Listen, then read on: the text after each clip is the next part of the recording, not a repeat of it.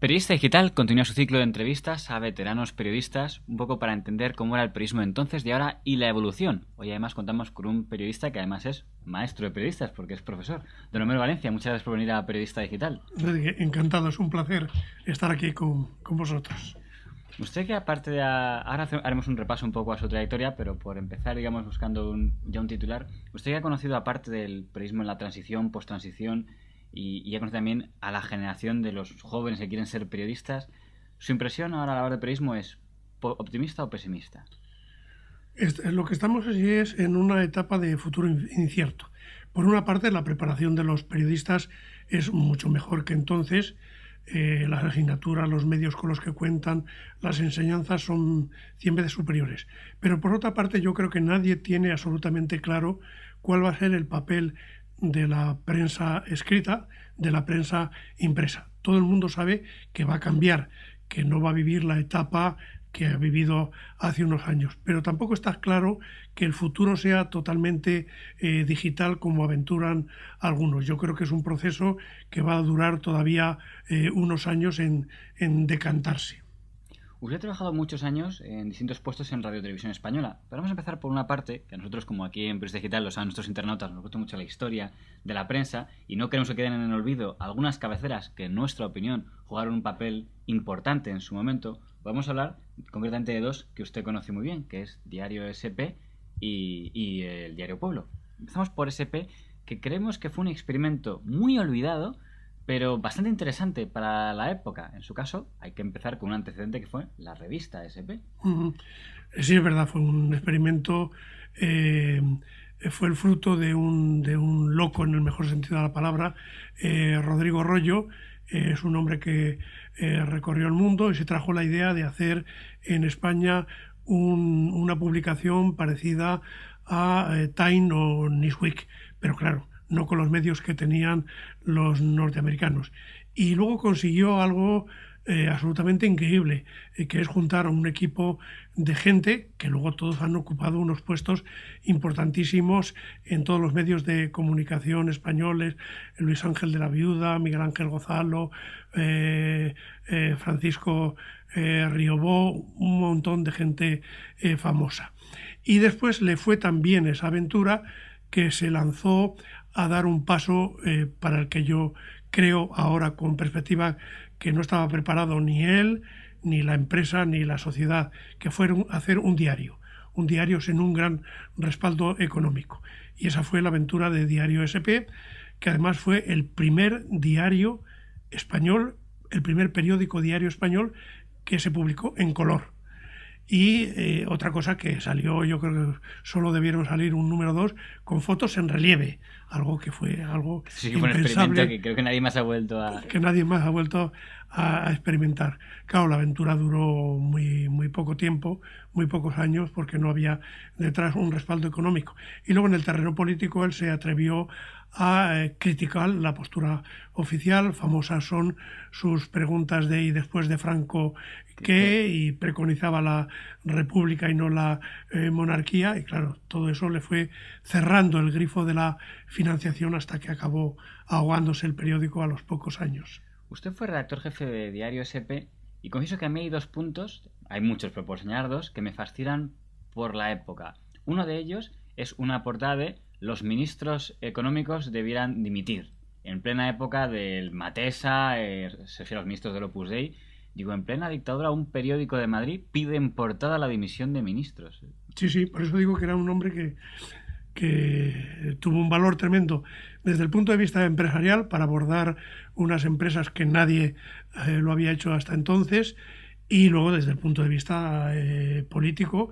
Rodrigo Rollo era un falangista, pero un falangista puro, de los de José Antonio o antes de José Antonio. La revolución imposible, que decía. Claro, y entonces el ver cómo ese régimen en el que él había creído pues se iba tiñendo del liberalismo económico, etcétera, pues no le gustaba y se lanzó a criticarlo y a pelear, etcétera. Y además tenía un valor incluso personal. Yo recuerdo siempre una pequeña anécdota. En un momento dado, en Madrid, pues en los años principios de los 70 o finales de los 60, asesinaron a un taxista, y los taxistas en solidaridad se declararon en huelga un día determinado, y eso pues hacía imposible la distribución de los periódicos.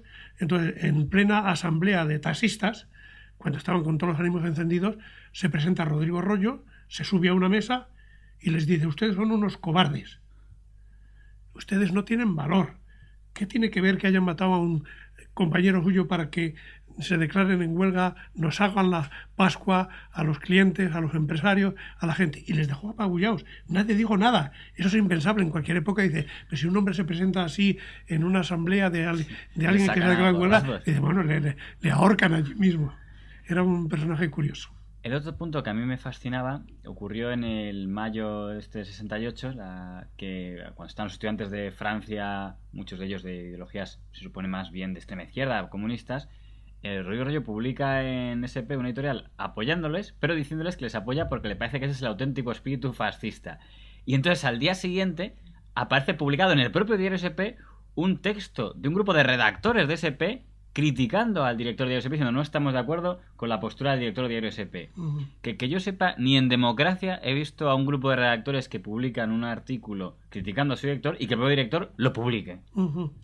Sí, en eso todo entra a formar parte de esa afirmación que yo hacía antes, de que era un personaje curioso, irrepetible, y efectivamente ese quizás sea uno de los ejemplos más llamativos, pero hubo más de uno de que los redactores expresaran que no estaban con la línea oficial o la línea editorial del periódico, y él les dejaba manifestarse, y periódicamente nos reuníamos en la revista y en el periódico en almuerzos donde pues se hablaba abiertamente y en contra y se criticaba, etcétera, etcétera. Sí, es un fenómeno curioso. No creo que esta figura, y ya cambiamos a otra figura que es más recordada, pero la figura de don Rodrigo Rollo ha quedado un poco olvidada. O sea, es un periodista que... Sí, totalmente. Se fue ganando la enemistad eso del establishment oficial, de los propios periodistas. Él era un periodista sui generis, y todas esas enemistades al final provocaron no solamente la desaparición de la revista y el periódico, sino pues la vuelta, el cambio de tortilla que dio toda España hizo que fuera una figura que desapareciera efectivamente, salvo en la memoria de aquellos que compartieron la vida profesional con él durante algunos años. Pues otra figura que también fue muy importante es un periódico donde también estuvo, que fue el Diario Pueblo, don Emilio Romero. También ha quedado un poco olvidado, pero un poco menos. O sea, se recuerda un poco más, quizá porque entre algunos de sus alumnos pues estaban algunos de los que todavía hoy manda bastante, como el presidente del Grupo Prisa. Le pregunto, ¿cómo fue aquel Diario Pueblo que recuerda? Porque además usted vivió el momento del cambio desde Pueblo, pero por ir en orden cronológico. Aquel pueblo que serían principios de los 70 o así... Sí. ¿Qué recuerdos tiene de aquel pueblo de don Emilio Romero? No, yo no coincidí con Emilio Romero. Pues cuéntame. No, yo coincidí con su sucesor, Luis Ángel de la Viuda, etcétera, etcétera. Y yo con Emilio Romero no coincidí. Yo en Pueblo viví una de las etapas profesionalmente más atractivas, que es la muerte de Franco. Con los partes. Con los partes y todo.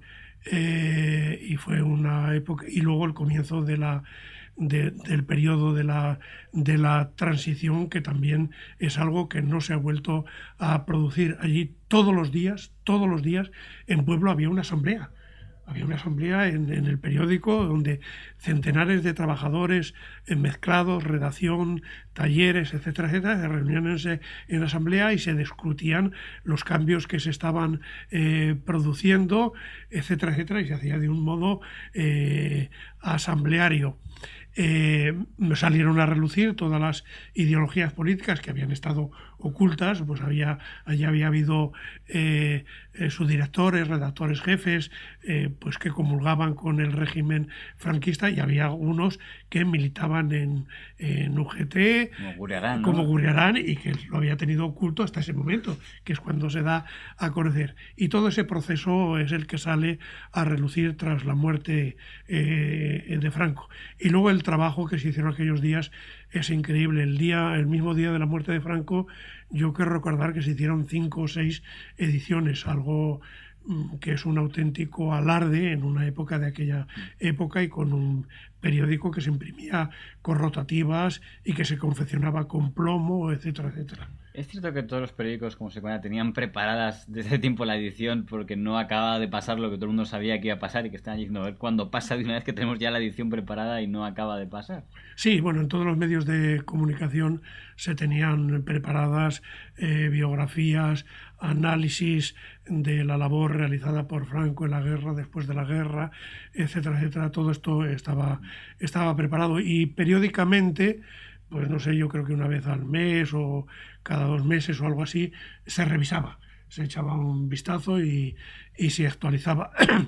En todos los sitios, salvo en un medio de comunicación, y de ello me acabo de enterar hace solamente unos meses, que fue Radio Nacional. En Radio Nacional había un grupo de directivos inteligentes, con cabeza, y se les ocurrió decir, oye, debíamos tener preparada alguna biografía, algún reportaje, algún material para emitir. Se produce la muerte de Franco. Eso a alguno se le ocurrió exponerlo en voz alta, y le dijeron, ni se te ocurra. Pero vamos, ¿a quién se le ocurre hablar de la muerte de Franco estando Franco todavía con vida? Eso jamás, vamos, borrado de la mente. Sin embargo, estos directivos pues dijeron, mira, no, oficialmente no lo podemos hacer, vamos a hacerlo, pero a escondidas. Y se reunieron en casa de alguno de ellos, a título particular, y elaboraron un plan. Pues vamos a ver, fulanito que haga una biografía y la grabe, fulano que haga un análisis y lo grabe, etcétera, etcétera.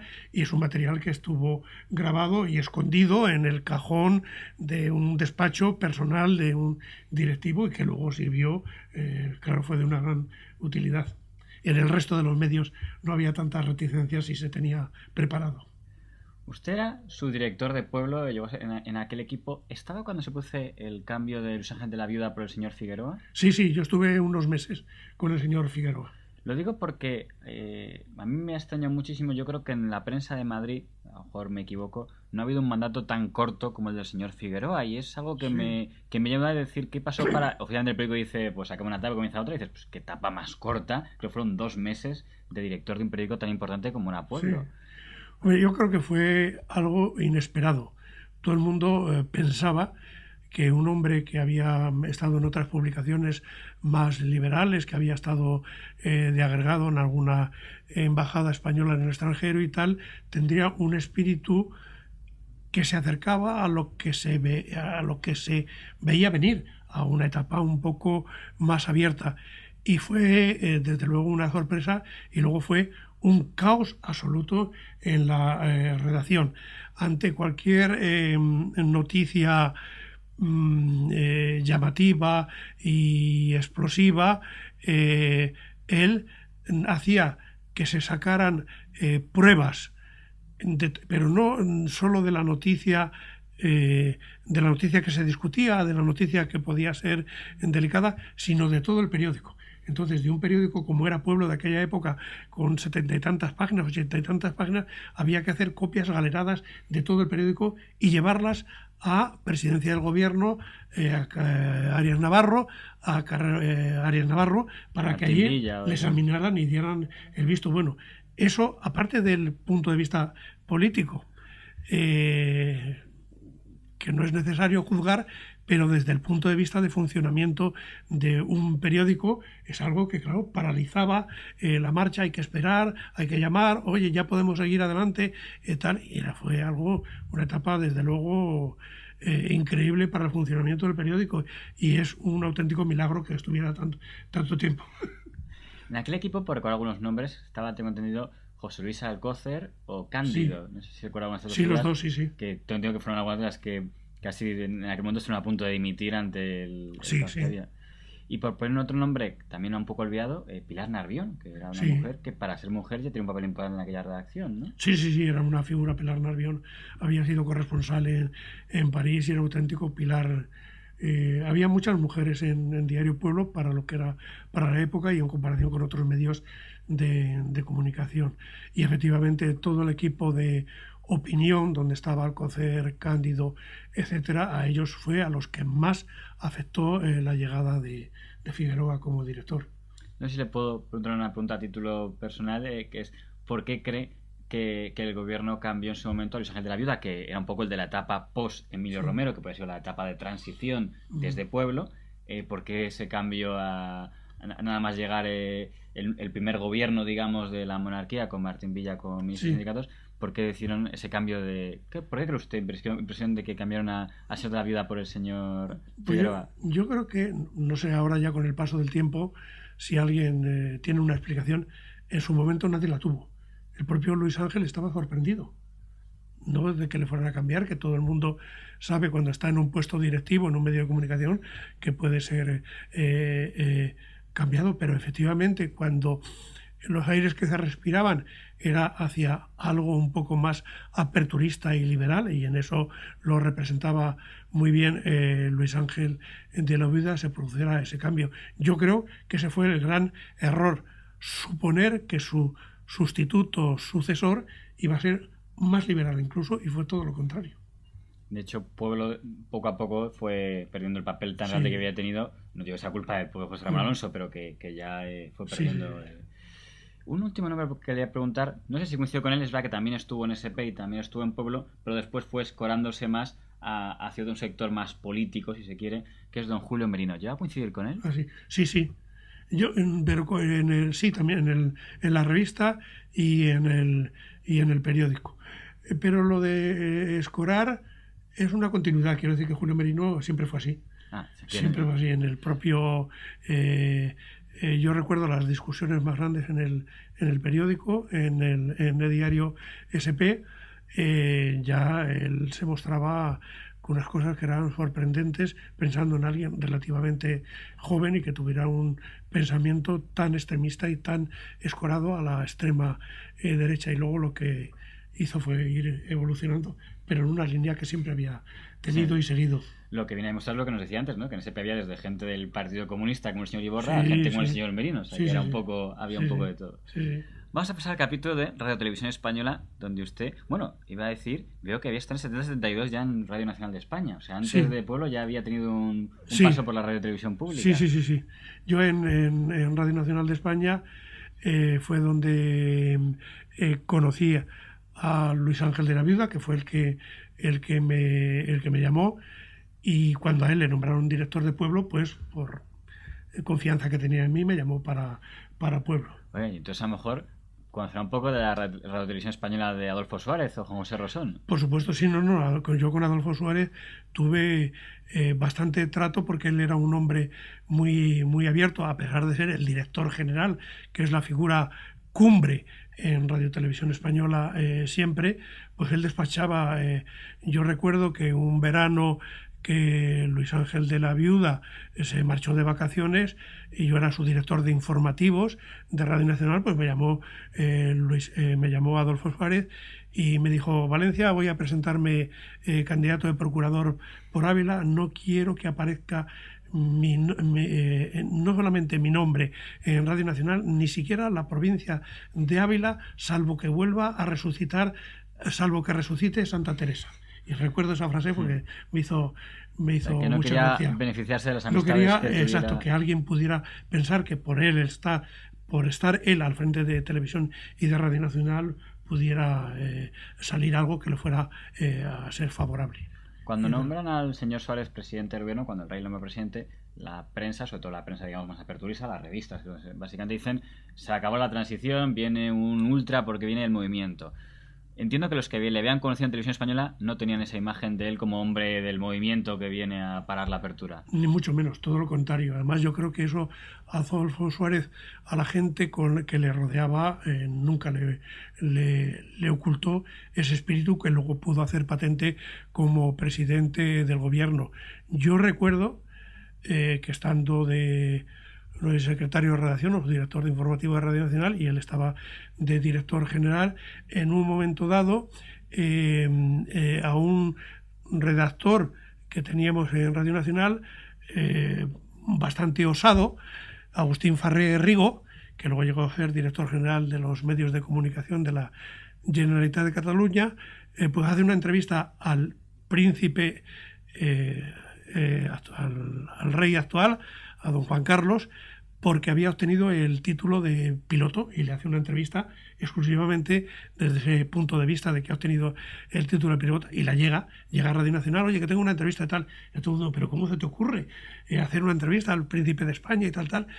Y bueno, se hace la escala de consulta típica, y cuando llega la consulta a Luis Ángel de la Viuda dice que sí, y Adolfo Suárez dice que sí, vamos, que no hay inconveniente, que encantados. Y fue pues una auténtica primicia en su momento. Él tenía muy claro que el entonces príncipe iba a ser el rey de España, y él es el que hizo que los españoles empezaron a conocer al rey de España, y mandaba equipos de televisión a las visitas que hacía el entonces príncipe de España a las provincias españolas, etcétera, etcétera. Sí.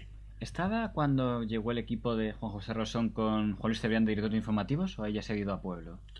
No, yo estaba, a mí Juan Luis Cebrián me nombró, yo creo que fue redactor jefe del telediario que dirigió Victoriano Fernández de Asís. Sí. Otra figura histórica. Otra figura histórica. En la que nos hablaba hace poco el señor Caparrós, que también estuvo por aquí.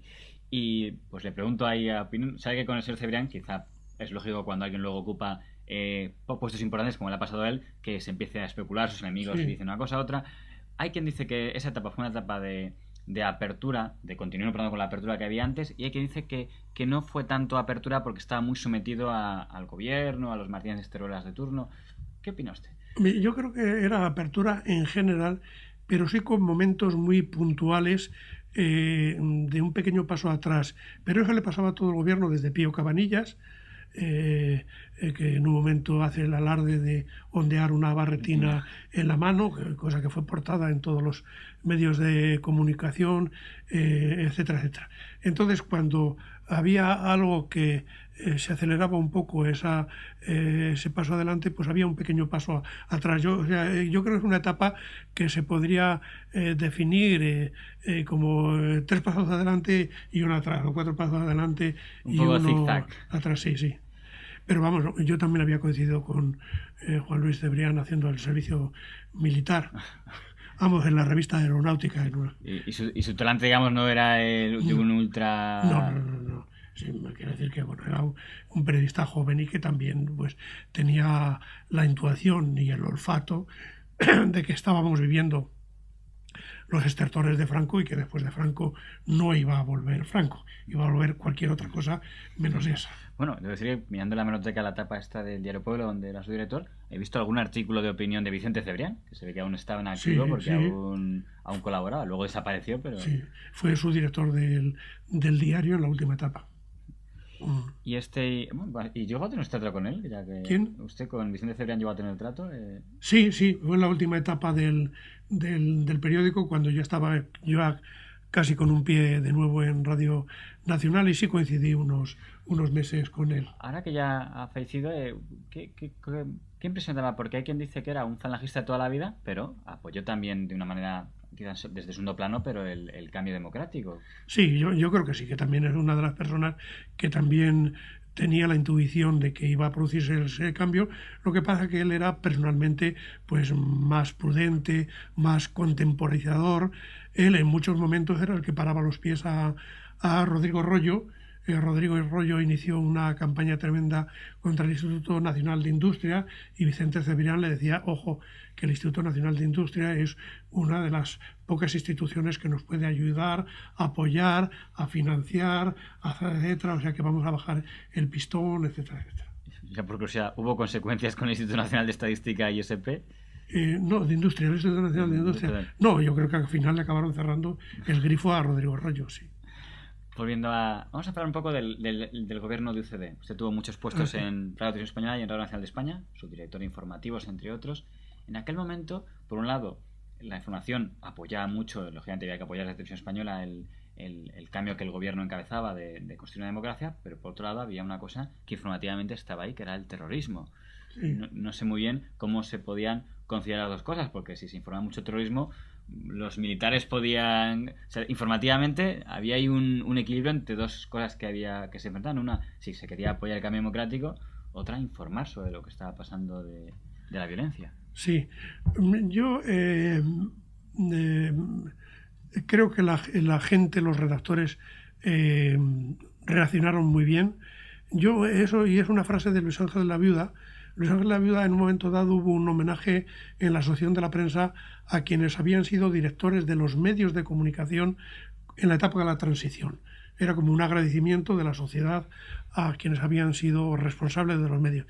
Y Luis Ángel de la Viuda dijo, no, nuestra labor, sí, bien, de acuerdo, gracias por reconocerla, pero los que de verdad hicieron la transición fueron los redactores jefes.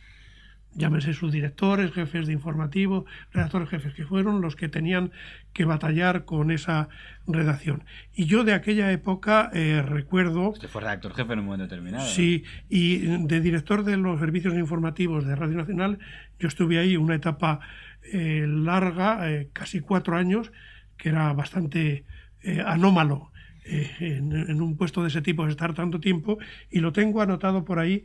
En el tiempo que yo estuve director de informativos, ETA asesinó a 215 personas. En un año, de los que yo estuve director de informativos, mató a 92 personas. Es decir, prácticamente a una cada 4 días, si hacemos caso de las estadísticas. Y luego la redacción se mostró un alto espíritu de profesionalidad y yo diría incluso de valor personal. Raro era el día en que no recibíamos una llamada de ETA que las telefonistas me pasaban a mí como director de informativos y salía una voz diciendo soy de Euskadi, Catasuna, de ETA, y le aviso que hemos puesto una bomba en las instalaciones de Prado del Rey y que va a estallar dentro de 30 minutos. Así que desalojen.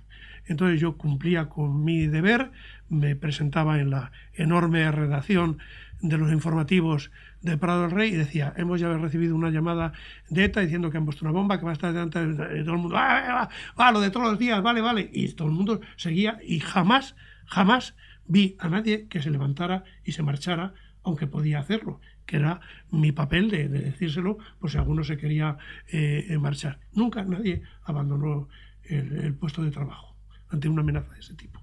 Que, por lo que comenta usted, se produjeron en más de una ocasión.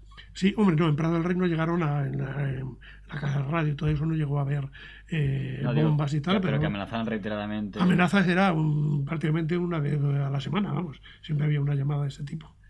Una pregunta recurrente a todos los que estuvieron en Radio Televisión Española durante la transición. ¿Dónde le pilló a usted el 23F? El 23F me pilló de jefe de me pilló en uno de los pocos periodos, que creo que solo duró un mes, en que yo no tenía un puesto definido.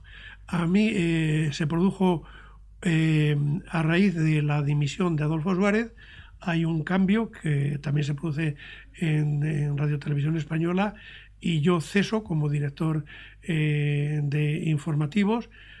Y hay ese interregno que es cuando se produce el 23F. Al poco ya me hacen jefe de informativos de Radio 2, Radio 3 y luego su director de informativos de Televisión Española, que es cuando viví el Consejo de Guerra del 23F.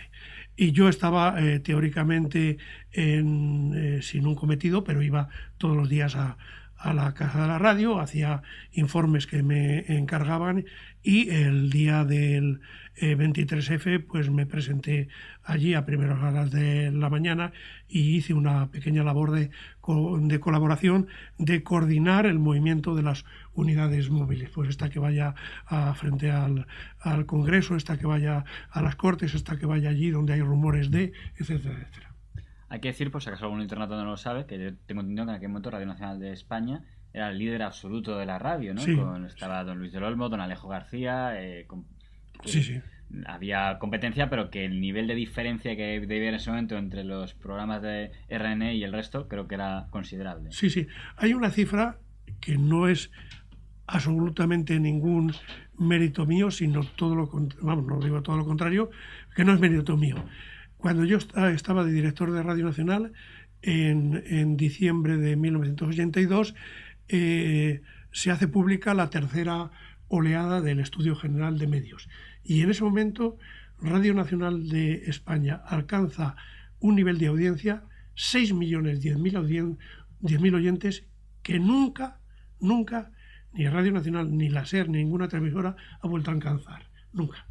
O sea, que no era cualquier cosa estar de responsable primero de informativos y luego de la propia Radio Nacional de España, porque hay que decir que la última etapa de UCDL, y el número no estoy director general de Radio Nacional de España. Sí.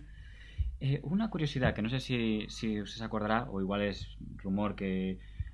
tengo entendido, como único incidente así que me suena de una figura destacada es la marcha de Manuel Antonio Rico, que hacía un programa importante. No sé si es por oferta de la SER o hubo ahí alguna cosa.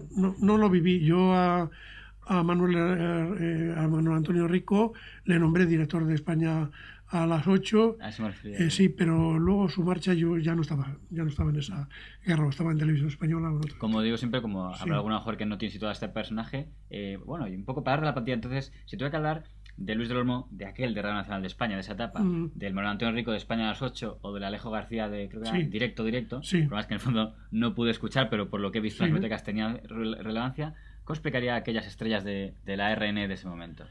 Yo creo que eran unas grandes figuras. Quizá en aquel momento ellos no eran conscientes de la importancia que tenían y desde luego hicieron una labor increíble y fenomenal, porque eso era el decirle a la audiencia sin decirle claramente, ojo, hemos cambiado de régimen, se ha producido un cambio histórico importante y tenemos que acomodarnos a esta nueva etapa, y lo hicieron de una forma fenomenal. Desde luego yo recuerdo cuando se fue a producir las primeras elecciones democráticas en junio del 77 y toda aquella, yo reuní a Luis del Olmo y a Alejo, nos fuimos a comer a un restaurante que había por allí por Boadilla y les dije, bueno, ojo, que nos estamos jugando mucho, vamos a echar todo el sentido común que podamos en nuestro trabajo, no sacar los pies del tiesto y tal, y nada más. Quiero decir que no había tampoco, ni yo recibí instrucciones políticas de ningún apoyar a UCD, nada, nunca, jamás, ni yo las transmití.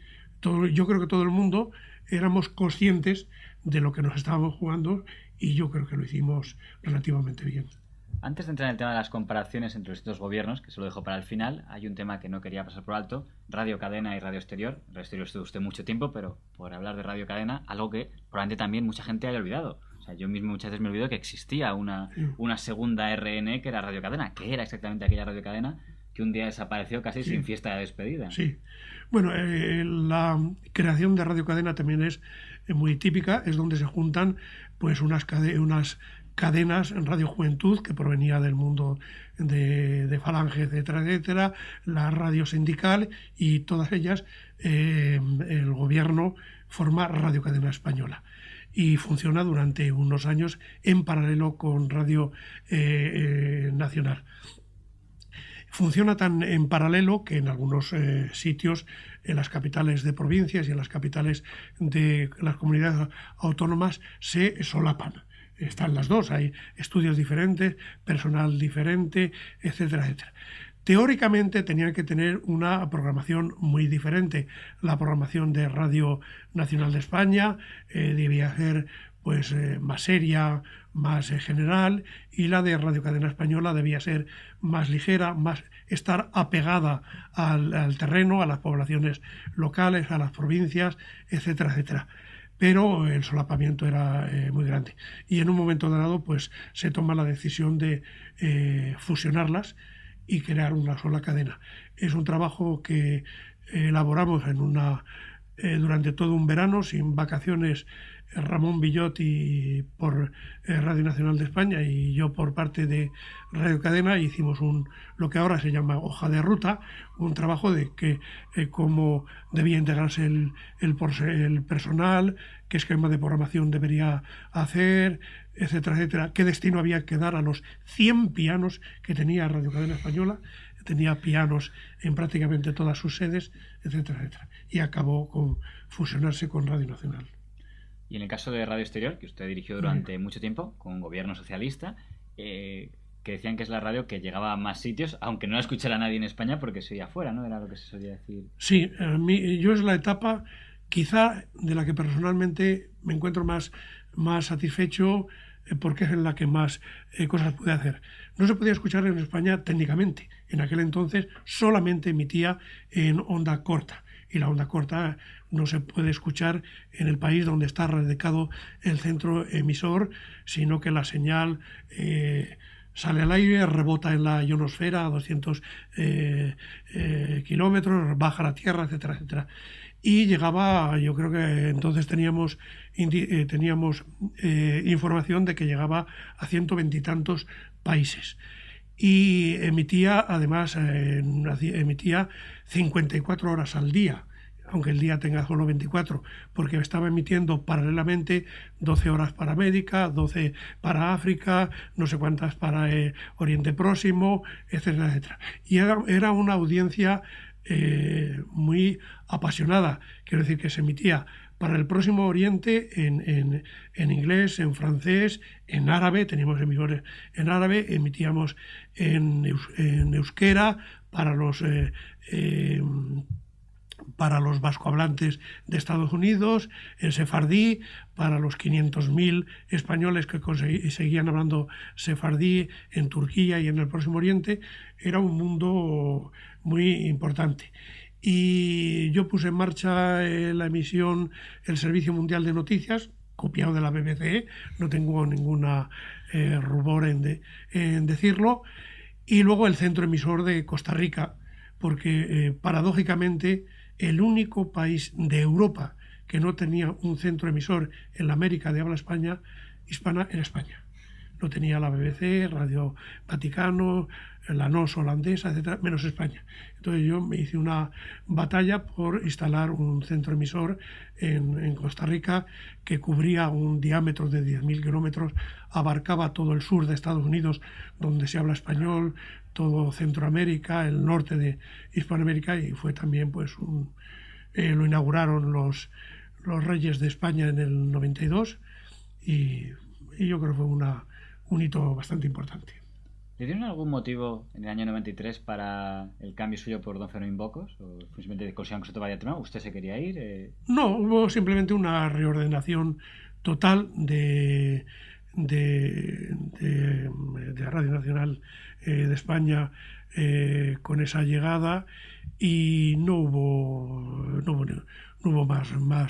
más razones. Hombre, había una línea editorial, por decirlo así, que yo no compartía y sigo sin compartir, que pensaban que Radio Exterior de España debía tener un formato más parecido a Radio Nacional, que no debía tener un lenguaje diferente, que sí lo habían tenido los anteriores directores y yo mantenía y por lo tanto pues debía ser más parecido y debía haber un cambio. Yo sostenía la idea de que los oyentes de Radio Exterior, por tener el tipo que tenían, no ser hispanoamericanos o españoles que llegaban mucho tiempo fuera, no les podía uno decir Jesús Gil, alcalde de Marbella, había que decir Marbella, ciudad turística situada en la provincia de Málaga, etc. Es decir, había que dar una información que en un medio de comunicación español no era necesario, todo el mundo sabía quién era Jesús Gil, que era el Atlético de Madrid o que era Marbella, pero a un señor de Costa Rica, de Costa Rica, o a un nieto de un español que emigró a Bélgica en 1950, sí había que decirle dónde estaba Marbella. ¿no? Y eso es lo que hubo, ese cambio editorial y nada más. Hay que decir, yo creo que de los directores de Radio Exterior, que ha habido periodistas destacadísimos, igual que usted, pues que estuvo en Eduardo Arotecle, en otro momento Alejo García, en otro momento... creo que es el que más tiempo aguantó en el puesto, si no de los que más. Yo creo que sí, yo estuve 5 años largos y sí. Entonces, va a permitirme a ver si le consigo sacar algún titular de este aspecto. Usted ha estado en 4 gobiernos diferentes, estoy quedando la dictadura, lo que es democracia, UCD, PSOE, pues sí, sobre todo esos dos, y luego ya como secretario general con el Partido Popular. Si tuviera que evaluar el tema de libertad o de margen para los profesionales de Radio Televisión Española, ¿quién quedaría mejor y peor situado de esos? No incluyo ya los últimos porque ya, los de Zapatero y Rajoy, porque entiendo que eso los ha conocido menos, pero de los que sí conoció, ¿cómo los situaría? Pues yo creo que la etapa en la que ha habido más libertad para trabajar en Radio Televisión Española fue la de UCD. La transición. Sí. Y en eso coincido con una columna que yo tengo recordada en casa que escribió Elvira Lindo en algún momento y donde decía eso, dice que fue una explosión. Los reporteros salían a la calle con el manetófono para recoger lo que estaba ocurriendo en España y no hubo nunca cortapisas ni directrices ni nada. Yo creo que todo el mundo, de los reporteros, redactores de a pie y tal, fueron conscientes del papel que se estaba jugando y lo supieron desempeñar. Y eso se perdió un poco cuando llegó el PSOE y el PP, que ya tenían menos cultura. Yo creo que simplemente jugaron su papel de partidos consolidados. UCD no era un partido consolidado y por lo tanto no tenía esa forma de actuar que tiene un partido político como tal, como son el Partido Popular, el Partido Socialista, etcétera, etcétera. Ya terminando, antes he contado que lo que más la etapa, digamos, que más tiene mejor recuerdo de la primera etapa de Radio Exterior. Vamos a invertirlo un poco. ¿Habría algún incidente, aunque fuera anecdótico, puntual, que dijeras, pues de mi tema de Radio Televisión Española, esto fue un momento en el que peor lo pasé, o esto fue lo que lástima que esto me hizo? Si tuviera que pensar algo, ¿qué ganaría allí? Yo recuerdos malos habrá muchos, pero con el paso del tiempo se olvidan. Y aparte que son anecdóticos, batallas pequeñas, incidentes. Yo he contado varias veces, pues eso, la única vez que a mí me han llevado a juicio fue una de las muchas ramas que salió de Falange Española, porque se perdió una cinta de un espacio electoral gratuito. Todos los demás partidos aceptaron que se emitieran en otro día, otro momento, menos estos que me llevaron a juicio porque pensaban que yo había perdido la cinta a exprofeso. Y Falange Española, uno de nuestros partidos era una de las falanges. Le demandó a usted por... Sí. Y luego, con otro aspecto curioso, a mí me llamó un domingo por la mañana, no había secretarias, cogí el teléfono directamente y me dice: soy fulano de tal, del partido Falange Española, etcétera, etcétera, que sepa usted que he dado órdenes a un comando que vaya a la caja de la radio a por usted, le saque los ojos, orine en las cuencas y luego le mate. Y yo dije: ¿por ese orden? Porque si es por ese orden, luego no mandó a ningún comando, pero sí presentó esa demanda ante la audiencia. Me estaba comentando antes don Homero, justo había preguntado yo momentos tensos, y un episodio que además sirve para recordar la etapa de Suárez en Televisión Española, es que fue corresponsal en un proceso que quizás se recuerda menos, pero que en el momento estaba gran parte de Europa pendiente de él, que era el proceso de Burgos. Sí, fue muy importante, fue el primer consejo de guerra contra ETA en Burgos en los primeros días de diciembre de 1970. Solo asistimos 8 periodistas, 4 españoles y 4 extranjeros. Y a mí me impresionaron un montón de cosas. Me impresionó, eran 19 los etarras juzgados, hubo 9 condenas a muerte, luego Franco las conmutó el 30 de diciembre por penas de reclusión. Una de las cosas que más me impresionaron fue las colas que se formaban de gente del País Vasco para poder entrar en la Capitanía General de Burgos al Consejo de Guerra. Entre los asistentes estaba la madre de Izco de la Iglesia, uno de los acusados por haber asesinado al inspector Melitón Manzanas, y tenía 80 y tantos años y aguantaba temperaturas de 6 o 8 grados bajo cero durante 8 horas para poder entrar en el juicio. La policía y el ejército entonces no le daban la importancia que ETA adquirió con el paso del tiempo. Y yo lo pasé mal por mis escasos conocimientos jurídicos, la terminología que utilizaban los fiscales, abogados, defensores y tal, pues a mí me perdía un poco, pero bueno, entre los periodistas que asistíamos nos intercambiábamos información al acabar la jornada. Y al acabar cada sesión yo tenía la instrucción de llamar a Adolfo Suárez, entonces director general de Radio y Televisión Española, y contarle de viva voz cómo había ido la sesión de la mañana, etcétera, etcétera, pues ha pasado esto y tal cosa y tal. Y él me decía, pues adelante, vale, graba.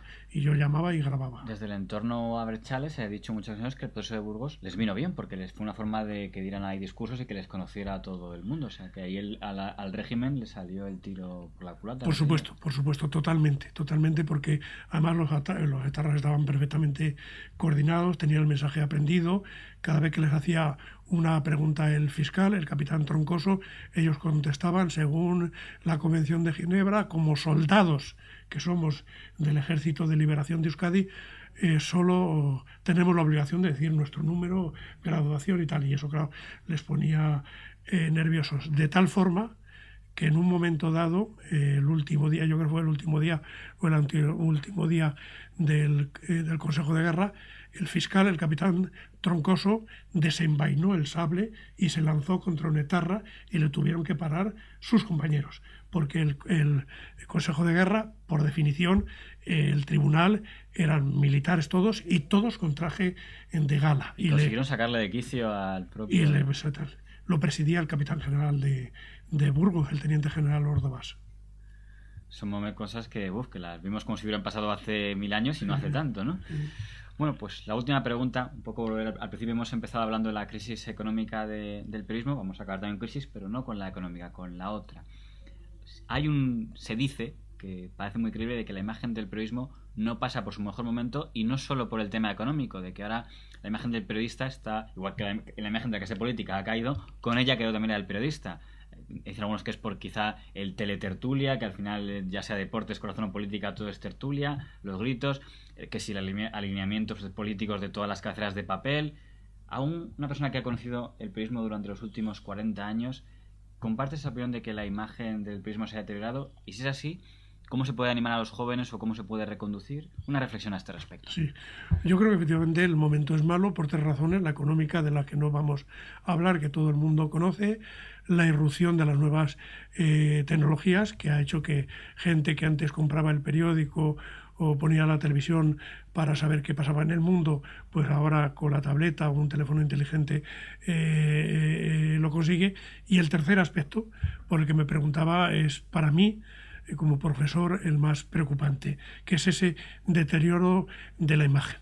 Esos programas de telebasura, no hay ningún inconveniente en definirlos así, donde quienes intervienen en ello desde el punto de vista de la empresa que los emite se autotitulan periodistas, y la gente normal y corriente no se para a reflexionar y efectivamente en su charla habitual con la vecina, con el tendero, dice, oye, pues un periodista ayer en la emisora tal, en el programa tal, ha dicho o ha contado o ha sacado a relucir tal, oye, pues yo he oído a otro periodista que sin embargo dice tal. Y entonces, como luego eso se demuestra que es chismorreo, que es falso en la mayor parte de los casos, que lo único que se busca es obtener más audiencia, que lleva aparejado mayores ingresos de publicidad, pues efectivamente la imagen del periodista ha sufrido un deterioro tremendo. Hombre, yo creo que periodistas siempre habrá, yo creo que el sentido común